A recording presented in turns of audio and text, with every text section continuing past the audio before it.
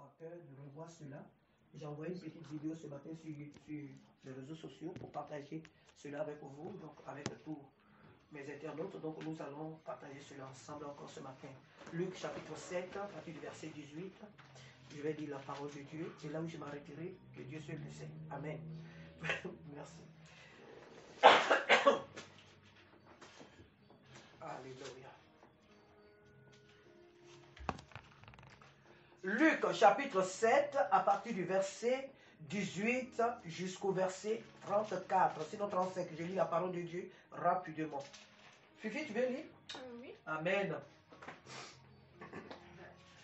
Tu lis presque tout le verset 18 à 35. Ok. Tu vois bien?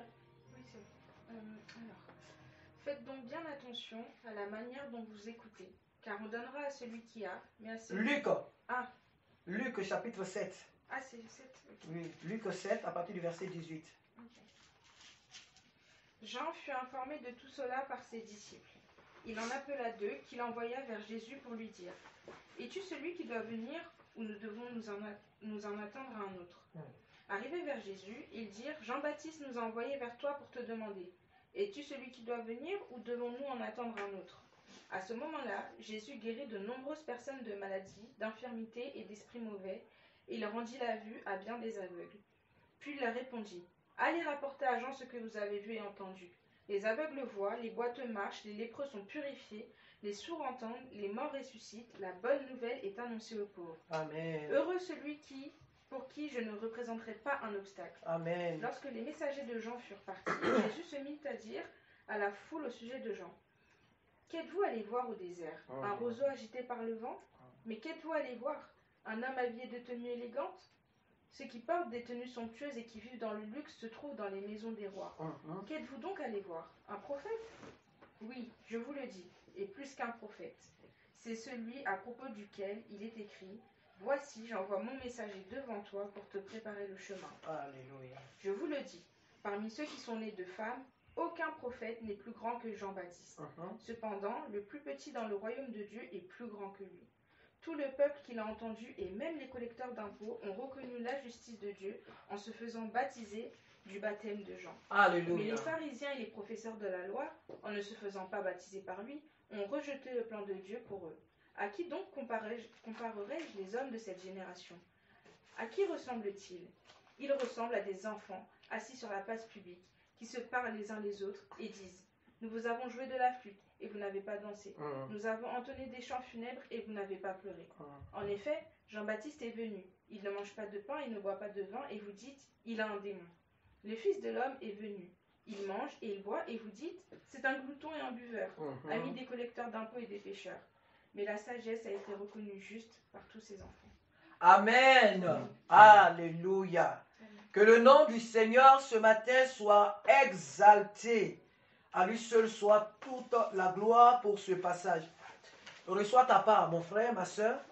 Dieu me donne aussi ce matin ma part. Amen. Qui me servira de force, d'abri et vraiment de courage jusqu'à la fin de mes jours sur cette terre. Amen. La Bible dit que Jean fut informé de toutes ces choses par ses disciples, nous dit le premier verset. Ici, il est question de Jean-Baptiste. Le frère Jean-Baptiste était déjà en prison. Et donc, c'est de la prison qu'il va envoyer ses disciples, ses deux disciples, vers Jésus. Mais la question que pose Jean ici nous intrigue. La question que Jean-Baptiste pose ici nous inquiète. La question de Jean-Baptiste nous ouvre beaucoup de portes pour le doute. Elle nous ouvre beaucoup de portes au doute. Sur qui? Est-ce sur la personne de Jésus, ou sur son œuvre, ou sur Dieu? La question que pose Jean-Baptiste n'est vraiment pas à sa place. Alléluia. Jean-Baptiste, depuis la prison, avant qu'il ne soit décapité, il avait certainement, ses disciples avaient accès à lui. Il lui rendait certainement visite. Il lui donnait les nouvelles de ce qui se passait à l'extérieur. Jean-Baptiste était encore, comment on appelle, en relation avec ses disciples. Lorsque Jean-Baptiste fut saisi par Hérode et qu'il fut mis en prison, à cause de ces épreuves, de ces difficultés que Jean-Baptiste traversait plutôt, il a eu peur. Tout homme a peur devant la mort. Il n'y a personne sur cette terre qui n'ait pas peur de la mort. Sinon qui n'ait pas peur de mourir. Tous. Tous nous rencontrons des moments où la mort nous fait peur. Mais pour l'enfant de Dieu, la mort ne nous fait pas peur tant que si je meurs, ma vie, non, non, non. Mais pour ma part, si je devais avoir peur de la mort, c'est est-ce que j'ai vraiment accompli ce pourquoi Dieu m'a mis sur la terre? C'est ça la question que je me poserai. Seigneur, s'il te plaît, c'est pas parce que j'ai peur de la mort, mais est-ce que j'ai accompli toute ma destinée? Sinon, pour dire qu'on a peur vraiment de la mort, non, la mort ne doit pas avoir peur, ne doit pas faire peur à un enfant de Dieu. Mais ici, Jean-Baptiste ici se pose des questions. Il est dans la prison. Et beaucoup de questions traversent l'esprit des gens. Nous connaissons tous Jean. Jean n'est pas n'importe qui. Jean est le cousin de Jésus. Il est le fils de Zacharie et d'Élisabeth. Un fils qu'ils ont conçu dans leur vieillesse. Un enfant que Dieu leur a envoyé. Celui-là qui a été loin pour préparer le chemin, la venue de Jésus, de Jésus-Christ. Ésaïe même l'annonce qu'il est la voix de celui qui crie dans le désert. Jean-Baptiste, Jésus même l'appelle Élie. Alléluia. Jean-Baptiste est celui-là qui a baptisé Jésus. C'est lui qui a baptisé Jésus. La Bible dit que lorsqu'il a vu Jésus venir à lui, il a de suite compris que c'était le Messie qui était là. Voilà pourquoi il a résisté pendant le baptême. Il a dit non, je ne suis pas digne, moi, de te baptiser. Et Jésus lui a dit, laisse faire les choses. C'est comme ça que les choses ont été écrites, donc on laisse faire. Laisse les prophéties s'accomplir. Laisse la parole de Dieu s'accomplir telle qu'elle a été écrite. Dieu n'est pas un menteur, c'est que sa bouche dit, sa main l'accomplit. Donc, laisse faire les choses. Et donc, c'est Jean-Baptiste qui a baptisé Jésus dans les eaux du Jourdain.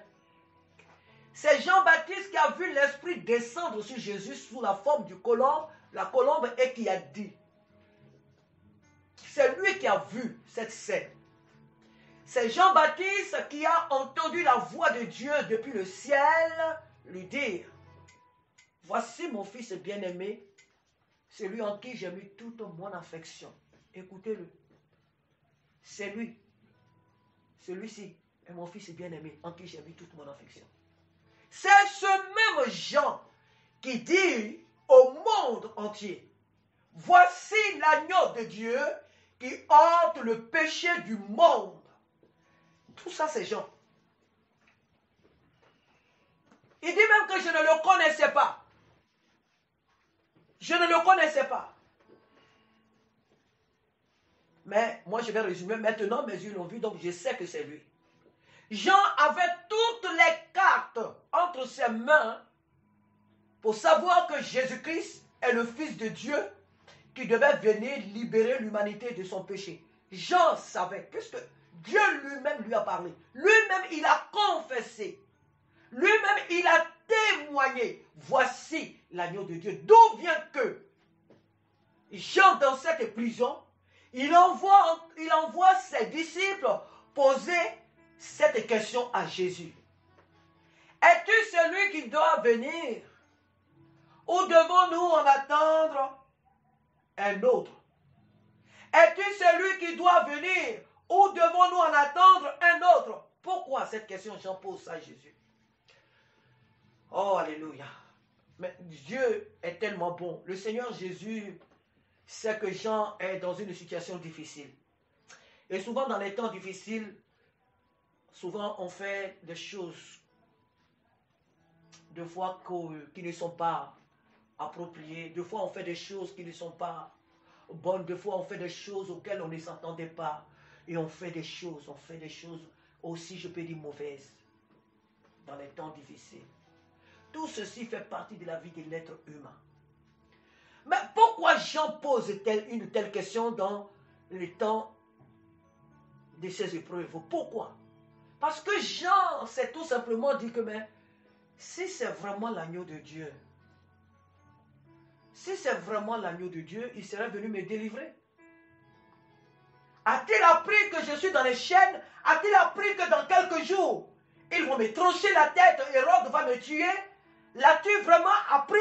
Est-ce qu'il sait que je suis en prison? Nous devons comprendre que dans cette prison, l'ennemi est allé. Le diable s'est approché des gens pour mettre le doute dans son cœur.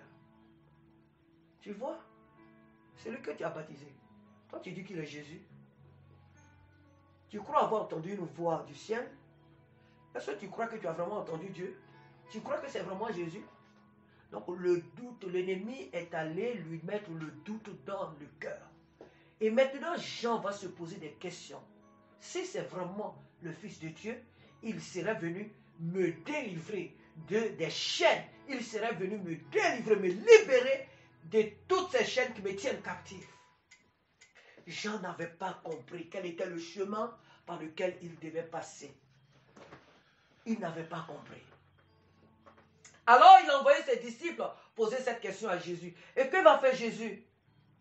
La réponse que Jésus lui donne, arrivé auprès de Jésus, il dit, Jean-Baptiste nous a envoyés vers toi pour dire, es-tu celui qui doit venir ou devons-nous en attendre un autre? Un autre. À l'heure même, Jésus guérit plusieurs personnes de maladies, d'infirmités et d'esprits malins. Et il rendit la vue à plusieurs aveugles. Et il leur répondit, c'est maintenant que Jésus parle, allez rapporter à Jean ce que vous avez vu et entendu. Les aveugles voient, les boiteux marchent, les lépreux sont purifiés, les sourds entendent, les morts ressuscitent. La bonne nouvelle, en dernier lieu, est annoncée aux pauvres. Heureux celui pour qui je ne serai pas une occasion de chute. C'est vrai que la question que Jean a posée peut amener beaucoup de chrétiens à se dire, mais Jean, cet homme, à ce stade de sa marche, à ce stade de sa spiritualité, s'il arrive à poser des questions pareilles, ce qui veut dire que Jésus n'était pas celui que la Bible nous présente. Mais c'est faux. C'est vrai que les questions des gens, moi il y a eu un moment dans ma marche avec le Seigneur où quand j'ai lu cette histoire, je n'ai pas trop cherché à comprendre, je n'aimais pas ce passage. J'ai dit, mais comment cet homme-là, comment il peut faire des trucs comme ça? Jean, toi tu as fait tout ce que tu as fait, puis tu poses à Jésus une telle question. Il n'y a pas quelqu'un qui a posé une telle question à Jésus. Non, les apôtres, bon, eux, ils étaient encore charnels, donc ils ont fait des trucs. Mais toi, Jean, tu as trop vu pour poser une telle question. Mais après, le Seigneur m'a mené, parce que dans la vie chrétienne, au fur et à mesure que nous avançons avec le Seigneur, nous acquérons la maturité. Donc le Seigneur m'a enseigné. Le chrétien qui veut être dans le doute, qu'il soit dans le doute, c'est son problème. Mais lorsqu'on a l'Esprit de Dieu en nous, l'Esprit de Dieu nous convainc de la parole de Dieu. L'Esprit de Dieu nous convainc de la personne de Jésus. Donc on ne vit pas dans le doute. C'est celui qui n'a pas le Seigneur Jésus qui peut être dans le doute. C'est celui qui n'a pas l'Esprit de Dieu qui peut être dans le doute. Qui peut douter de la parole de Dieu, qui peut douter de la personne de Jésus. Nous n'avons pas de doute sur la divinité, sur la personne de Christ, sur la personne de Jésus, sur sa mission. Nous n'avons pas de doute. Ici, Jean n'était qu'une personne. Et voilà pourquoi Jean a posé de telles questions. Les épreuves dans lesquelles Jean vivait, il pensait que Jésus devait le délivrer. Alors les disciples qui arrivent pour poser la question, transmettre la question des gens, lui transmettre la question des gens, Jésus va leur tout simplement dire ceci. Allez-y, rapportez à Jean ce que vous avez vu. Les aveugles voient, les sourds entendent, les muets marchent, les morts ressuscitent, les paralytiques marchent. C'est Dieu qui fait ces choses. Il n'y a que Dieu qui peut faire ces choses. Les morts ressuscitent. Et la bonne nouvelle est annoncée, est prêchée. Il n'y a que Dieu qui peut faire cela. Dieu, Jésus-Christ est passé par la démonstration de sa puissance. Il n'a pas seulement dit aux disciples des gens, allez-y, dites-lui que c'est moi. Non, Jésus a montré une preuve. Pour dire que la parole de Dieu, elle est puissante, elle est efficace, elle est vivante. Ce n'est pas seulement un Dieu de oui, je suis, non. Il est un Dieu de démonstration.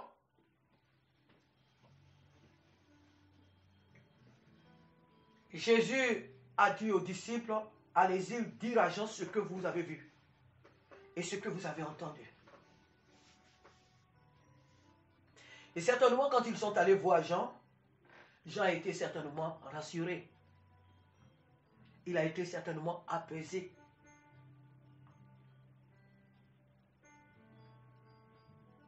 Jean n'avait pas compris que Jésus, le Dieu que nous servons, ne vient pas nous libérer de la vérité. Jean était dans la vérité. Jean était en train de mourir à cause de la vérité.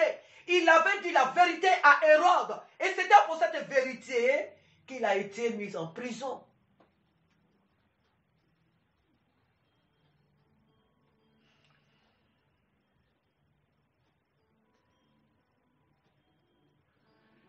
Et donc Jésus ne devait pas le libérer. Jésus ne devait pas le délivrer. Il était à la fin de sa course. Jean avait combattu le bon combat. Il était à la fin de sa course. Désormais, ce qu'il attendait, Jean, c'était la couronne incorruptible, la couronne de gloire qu'il attendait. Jésus ne devait pas venir lui ravir cette course. Il ne devait pas venir lui ravir cette couronne. Aussi Dieu qu'il soit, il est capable, il pouvait le délivrer. Mais non, il fallait laisser Jean aller jusqu'au bout de sa mission. Mais Jean n'avait pas compris. Alors ce matin, le thème de mon message, même si j'ai tardé, c'est dans les moments difficiles, garde la foi. Dans tes moments difficiles, garde la foi. Ne pose pas des questions bêtes à Dieu. Est-ce que je suis vraiment ton enfant? Alors si tu poses des questions pareilles à Dieu, c'est que tu n'es pas converti. Est-ce qu'il y a des moments où nous pouvons poser des questions, c'est vrai, à Dieu, pour dire, Seigneur, est-ce que ce que tu m'as dit de faire, est-ce que c'est ce que je suis en train de faire, est-ce que Seigneur, c'est vrai? Il y a des questions que nous pouvons poser à Dieu, mais quant à notre salut, nous n'avons pas posé des questions à Dieu, parce que la Bible dit que l'Esprit de Dieu nous convainc que nous sommes enfants de Dieu. Lorsque nous traversons des moments difficiles, nous devons savoir que Dieu est avec nous. Il ne nous a pas abandonnés. Il y a des situations dont Dieu ne voudra pas nous délivrer. Parce que c'est le chemin par lequel nous devons passer. Parce que c'est le chemin que lui, il a tracé devant nous. Et peu importe les épreuves et les difficultés sur ce chemin-là, il est avec nous. Et nous devons passer par là. Dieu ne viendra pas nous délivrer. Lorsque le dimanche dernier, nous avons vu que les disciples partaient. Ils étaient sur la mer. Et ils partaient où? À Capernaum, je crois. Ils ont pris la barque, ils sont passés par la mer. Ils devaient passer par là. Il n'y avait pas un autre chemin. C'est par là qu'ils devaient passer. Ils devaient connaître cette épreuve. Mais Jésus est venu les libérer. Donc, il y a des situations dans nos vies pour lesquelles, des fois, on veut que Dieu vienne nous libérer. Que Dieu vienne de suite nous sauver de la situation. Mais Dieu sait que cette situation ne te tuera pas. Il sait que cette situation ne t'emportera pas. Mais il veut tout simplement que tu passes par là. Pour que tu grandisses dans ta marche avec lui. Pour que tu sois fort. On ne peut pas être un bon soldat si on n'a pas bien combattu. On ne peut pas être victorieux si on n'a pas connu des combats. Dieu ne vient pas nous délivrer du chemin de la vérité. Peu importe les épreuves qui sont sur ce chemin, le Seigneur qui est avec nous nous soutiendra, nous fortifiera, mais le chemin, nous devons y passer. C'est le chemin obligatoire, nous devons passer par là. Dieu ne viendra pas nous enlever sur le chemin que lui-même il a tracé devant nous. C'était la destinée de Jean.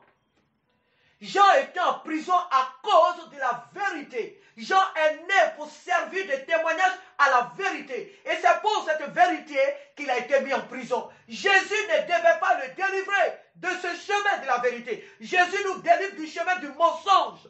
Jésus nous délivre du chemin du mensonge et non du chemin de la vérité. Alléluia.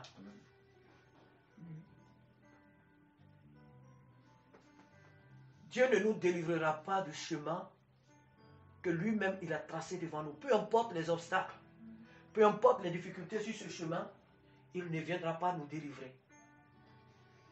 Il ne nous abandonnera pas. Il ne nous laissera pas à la merci des problèmes, c'est vrai. Mais il ne viendra pas nous enlever pour dire que oui, il faut que... Non, nous devons passer par là. Nous les hommes, nous disons souvent ce qui ne nous tue pas nous rend forts. Les épreuves nous rendent fortes. Les épreuves nous grandissent. Ici, Jésus-Christ a démontré, il a montré à Jean qu'il est celui qui devait venir. De par l'œuvre qu'il a accomplie, de par les actes, les miracles, les prodiges, les guérisons, tout ce qui se passait, Jésus a montré à Jean qu'effectivement c'est lui qui devait venir. Celui que lui, Jean, il a annoncé, c'était vraiment lui. En parlant ici, en donnant, en montrant ces choses aux disciples de Jean, il était en train de dire à Jean que oui, c'est moi. Il n'y a que Dieu qui peut faire ce que je suis en train de faire. Il n'y a eu en Israël autre personne qui ait fait ces choses que je suis en train de faire. Donc c'est moi qui devais venir, c'est moi.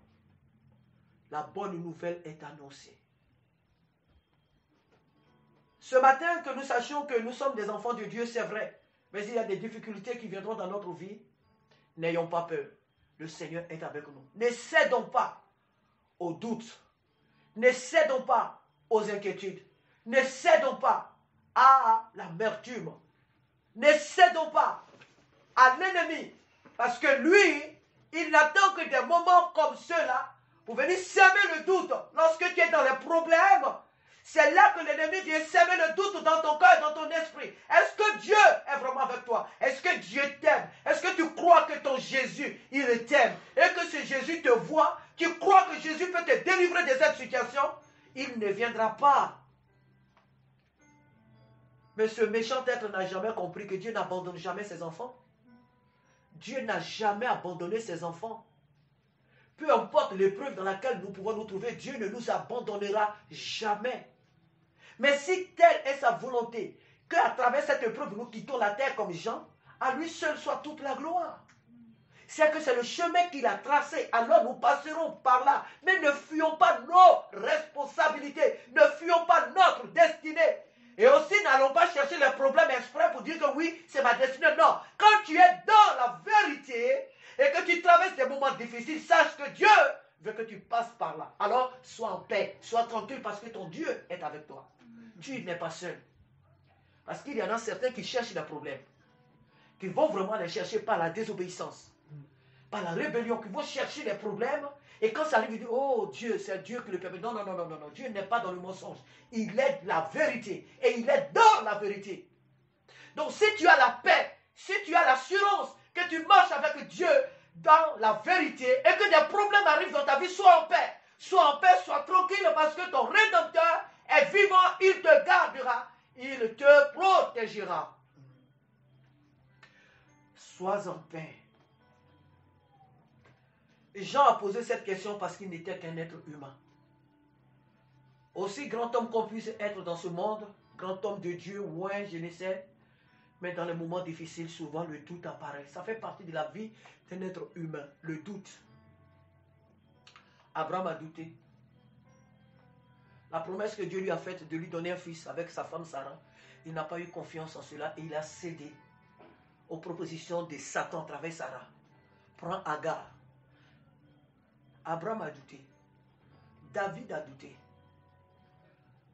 En faisant le dénombrement du peuple d'Israël, qui a coûté la vie à des milliers d'enfants hébreux, David a douté.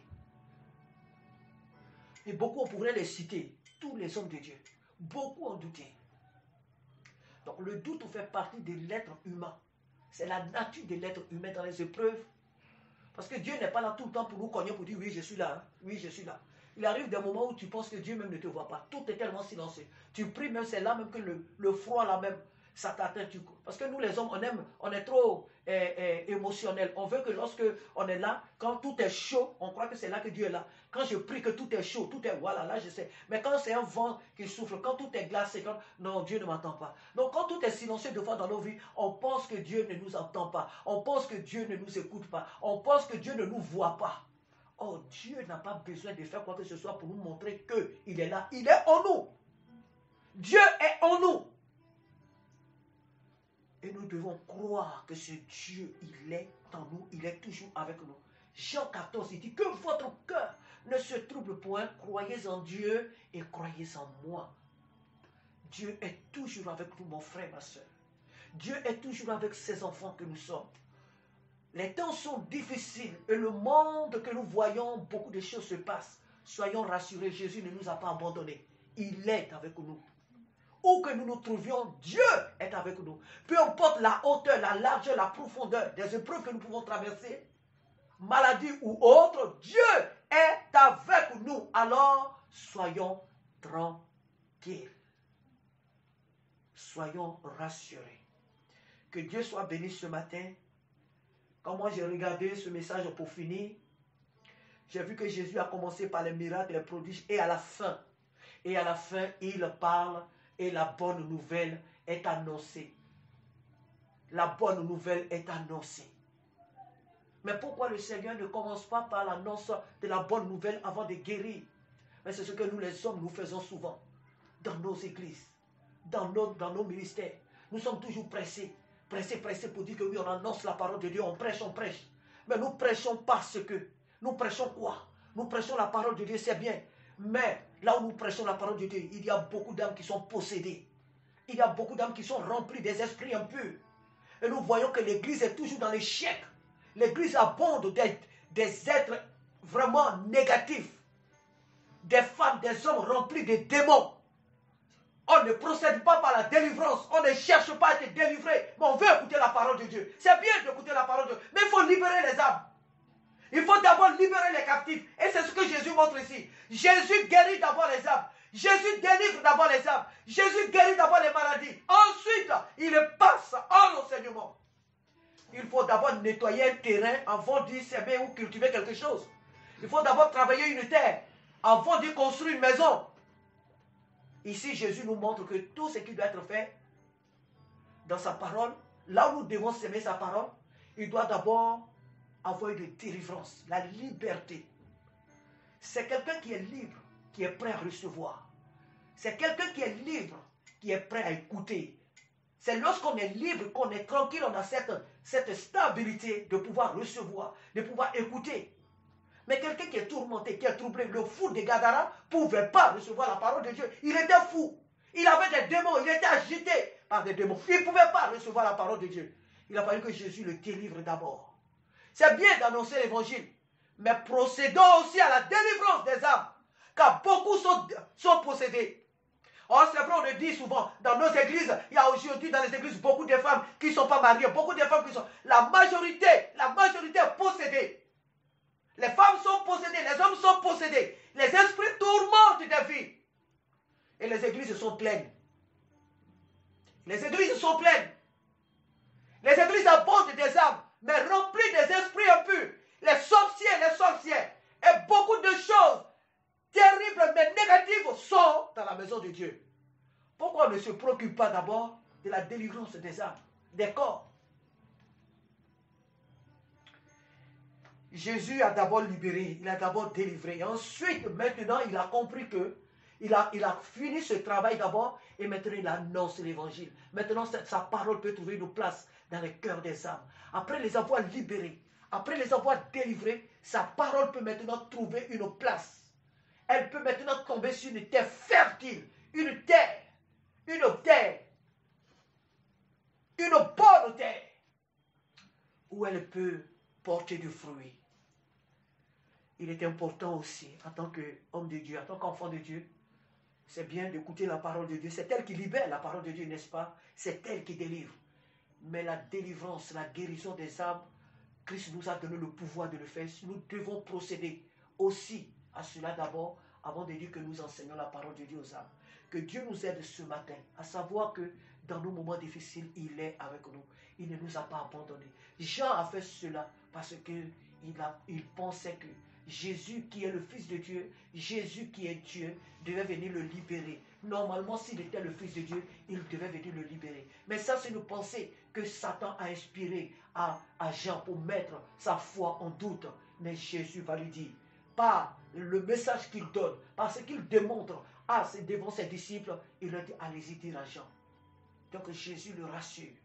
Jean n'avait pas compris que c'était sa vie qui devait être comme ça. La fin de sa vie, c'était ça. Il devait passer par là.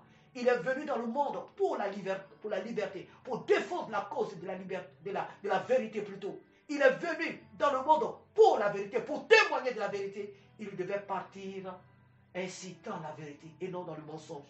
Dieu ne nous délivre pas de la vérité. Il nous délivre du mensonge. À lui seul soit toute la gloire ce matin. Pour ce qu'il est, pour ce qu'il fait et pour ce qu'il fera encore. Que Dieu nous aide à rester tranquille, à rester ferme. Peu importe les épreuves de notre vie, à ne pas douter. Dieu est toujours avec nous. Qu'il fasse chaud ou froid, Dieu est toujours avec nous. Soyons confiants et que sa paix soit sur nous. Au nom de Jésus-Christ. Amen. Alléluia. Père de gloire, nous te bénissons ce matin. Et nous te rendons encore toute la gloire parce que tu es fidèle, Seigneur. Tu nous as aimé le premier, Père de gloire. Tu nous as aimé le premier souverain sacrificateur. Tu nous as aimé au-delà de toutes nos espérances.